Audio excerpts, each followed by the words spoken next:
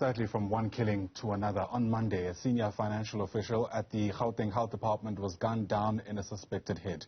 Babita Deokaran was a witness in the Special Investigating Unit's investigation into PPE tender irregularities. Her death is a stark reminder of the dangerous reality faced by whistleblowers in South Africa. Is it time to look at ways of ensuring the personal safety of those who run the risk of losing their lives for doing the right thing? To help us answer that question and many other related issues, we bring in Corruption Watch's Executive Director, David Lewis, who joins us via our video link. David, great to see you. Thanks for making time for us this Wednesday morning.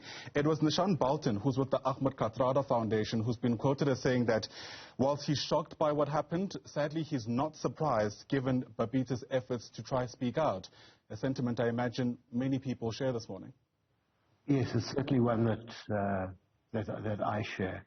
It's certainly one that I share. I mean, whistleblowers are at risk. There's no question about it. And something has to be done to reduce that risk, to mitigate that risk. Because, you know, as the President said at the end of his testimony at the Zondo Commission, you know, without whistleblowers, there is no combating corruption.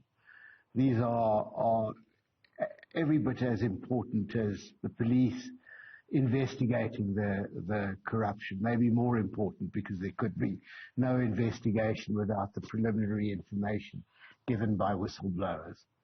With remarks that have raised eyebrows, the SIU also coming out to say that they actually weren't aware that Babita's life was in fact in danger, despite the work we knew that she was doing. And they've taken it a step further to say that we shouldn't assume that her killing is in relation to the fact that she was essentially a key witness in some respects. I mean, what's your reading into comments like that, specifically from the SIU? Well, you know, what the SIU have said is that she did not tell them that she was under threat. I mean, they have, you know, hundreds of whistleblowers who come forward. I mean, we have hundreds of whistleblowers. We don't reveal their identities. But you know, they're saying that she never alerted them to the fact that she had been threatened or anything like that.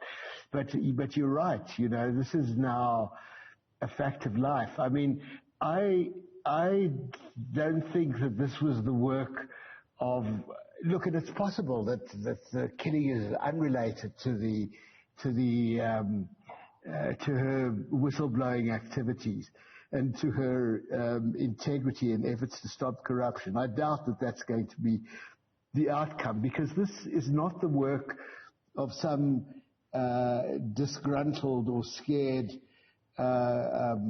executive of a company providing personal protective equipment. This looks like a professional hit. And we are really in trouble when organized crime and those who are corrupt meet each other and do this kind of thing. So, you know, this has got to be treated, this investigation, this shooting has to be treated with the same urgency as it would be treated had it been the colonel in charge of the investigation being shot.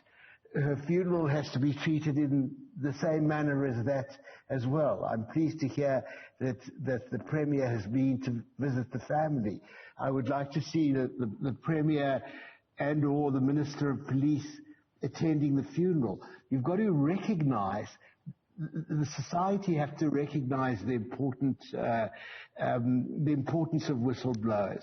And the way they'll do it is by the state, the police, the President, the Premier, giving recognition to them, for recognizing them for what they have done and recognizing them for the special people that they are, because there are many people who know about corruption but who are either not caring enough but often too scared to report it. Absolutely.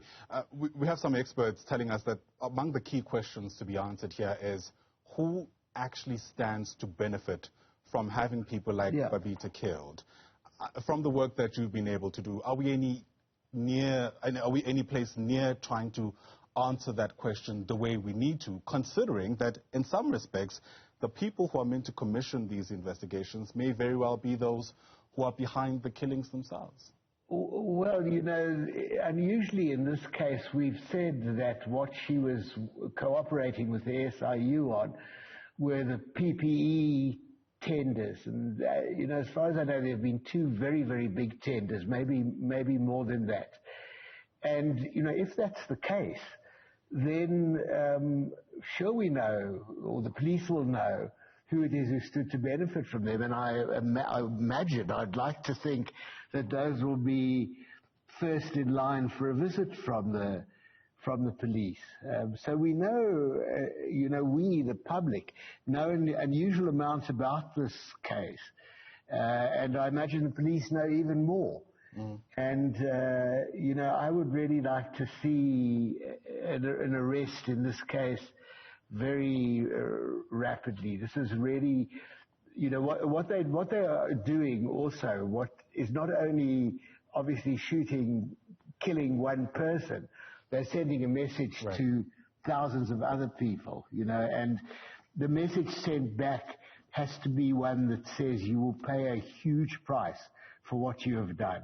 Both those who ordered the hit and those who actually perpetrated the hit. You're absolutely right. I mean, there's conversations already around the chilling effect that this kind of murder might have on other whistleblowers. David Lewis, thanks very much indeed for weighing in on this important story for us. Really do appreciate your time. David Lewis, the Executive Director at Corruption Watch.